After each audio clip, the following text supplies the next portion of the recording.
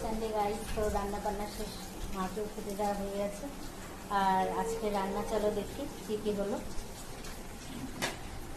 আজকে উচ্ছে ভাজা হচ্ছে, আর এটা সব দিয়ে একটা সবজি, লাবড়া আর কাতল মাছ হয়েছে, আর মায়ের জন্য বাটা মাছের ঝোল, আর রান্না আর লেবু এখানে আছে। আর মা এখন খাচ্ছে। আজকে তো গ্রহণ লাগবে, তাড়াতাড়ি খেয়ে নিতে হবে, 10টার আগে সব খাওয়া কমপ্লিট করে দিতে হবে। তো এখন মা খাচ্ছে, আমরা আরেকটু পরে খাবো। তো এখন খেতে বসলাম আমি আর আমার হাজবেন্ড।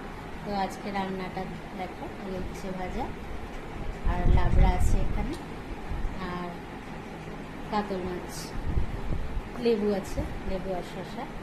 আর মেয়েকে খাইয়ে দিলাম, অনেকদিন পরে আসলো, ও তো কলকাতায় থাকে, পূজা অবধি থাকবে, তারপর আবার চলে যাবে। তো ওকে আমি খাইয়ে দিই। এখন আমি আর আমার হাজবেন্ড খাচ্ছি। তোমার কিছু লাগবে? না, এখন কিছু লাগবে না। আচ্ছা, ভালো হয়েছে না? ঠিক আছে। তো এখন বসে আছি, মেয়ের সাথে গল্প করছি। মেয়ে তো অনেকদিন পরে আসলো, আর মেয়ের প্রিয় বান্ধবী চলে এসেছে, ওইখানেই থাকে।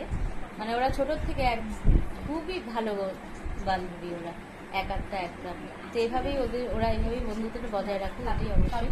তো ওদের সাথেই গল্প করছি। এটা আমার মেয়ে আর ওর বান্ধবী। তো একদম গল্পে ওরা একদম মশহুর হয়ে আছে। আর আমি এখন বসেই আছি, এখন সেরকম কোনো কাজ নেই, কারণ মেয়ে অনেকদিন পরে আসলে ওর সাথে গল্প করছি। আবার পূজার পরে চলে যাবে কলকাতাতে, পরে হয়তো কালী পূজা আবার আসবে। তো ঠিক আছে, এটুকু আবার দেখা হবে। টাটা।